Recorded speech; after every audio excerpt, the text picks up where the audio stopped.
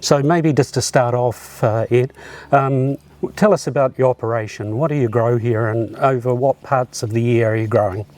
Well, we grow winter time. We plant about March and take them through till Christmas or January. We grow what we call table tomatoes, cherries, berries, eggplants,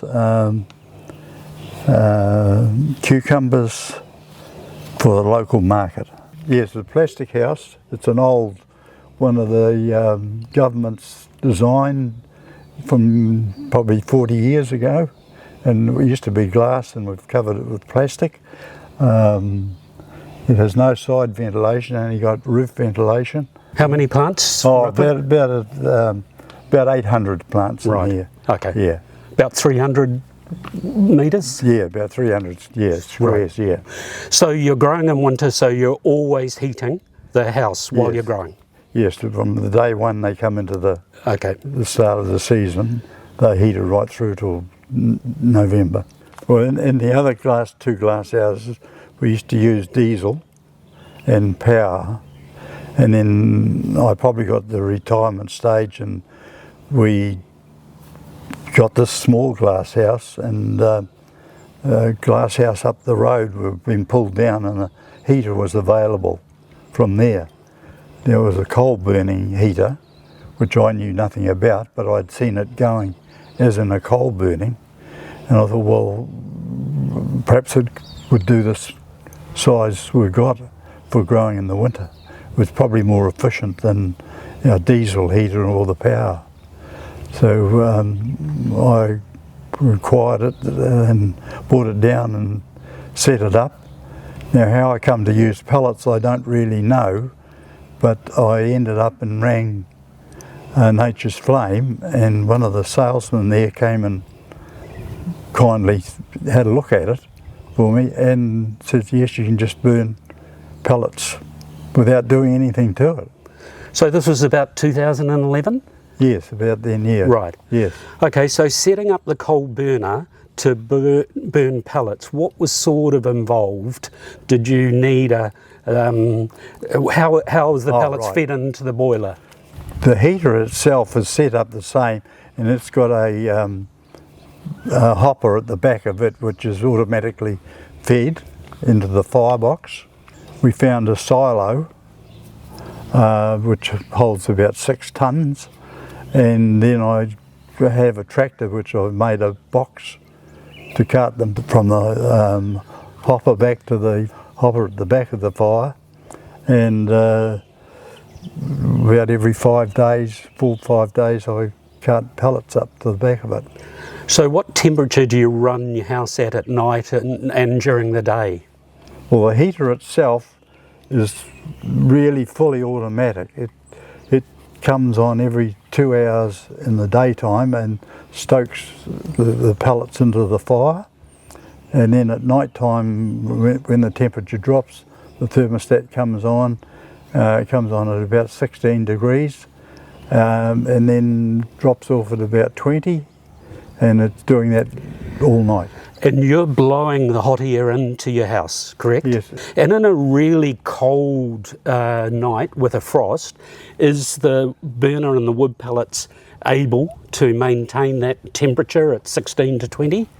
Yes, it is. It's probably it's 100 kilowatts in there, so it's probably a slightly bit bigger than what we would need to really heat this size plastic house. Right.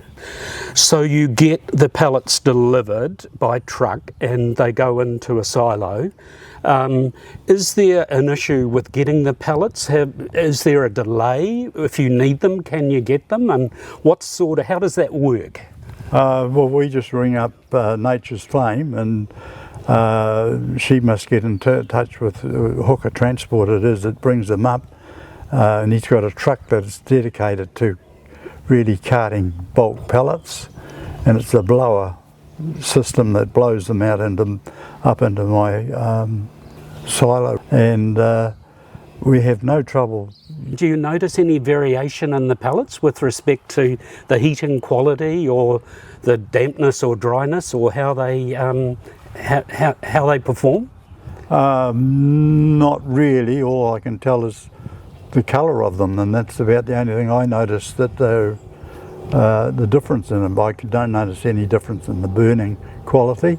I'm interested in what sort of maintenance is involved in the boiler if you're burning wood pellets. The ash that I get is that's the only maintenance I do on it.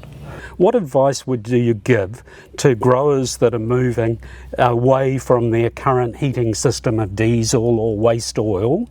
And if you did this again, is there anything you'd do differently? No, I don't think. I probably think it's quite efficient with the pellets and the coal-fired heater. The age of it, and it's still going. It hasn't burnt away, or there's been no maintenance on it.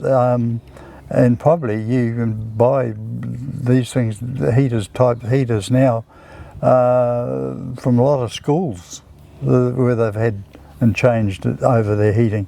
But maintenance-wise, it doesn't cost me anything. Always interest in council approval and consents needed when we change from one system to another. So what was involved is you've got a coal burner, and I assume that didn't require any consents at all. And then you've got a silo where you have to store the pellets. Are you aware of any consenting issues that are involved? No, we've had the council out about the silo, and they haven't got any regulations about having a silo.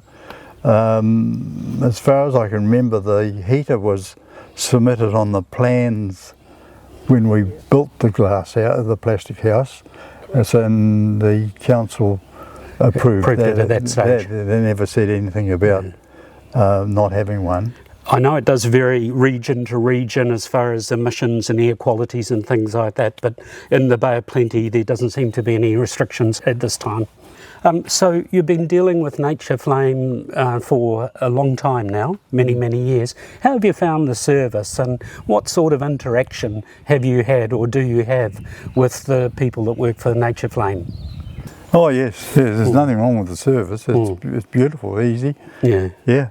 My understanding is you did a lot of the work as far as getting it all together when you first set it up. But other growers that are going on this journey and thinking about using wood pellets, with a coal boiler, it's a no-brainer? Yeah, I think so. Yes. Probably if I was in their position, I would go to Mitre 10 and buy 10 bags of pellets and drop them in their hopper and see what happens, and they'll either burn or they won't. Yep. And that's really all I did, is put pellets in, and they were efficient. And trialled it to see if it worked. Right, okay.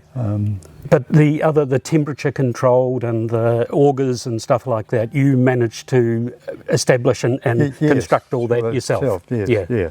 But there is technical support to do that if you need in the industry, no doubt. Yes, I would think so. Yeah. If you look hard enough, you'll right. find those people. Yeah. Or another grower who's got the information. So if a grower's interested in going down this journey, would you be open to a phone call? Oh yes, I'd be, and advise them. Cool. For what I think anyway. Great.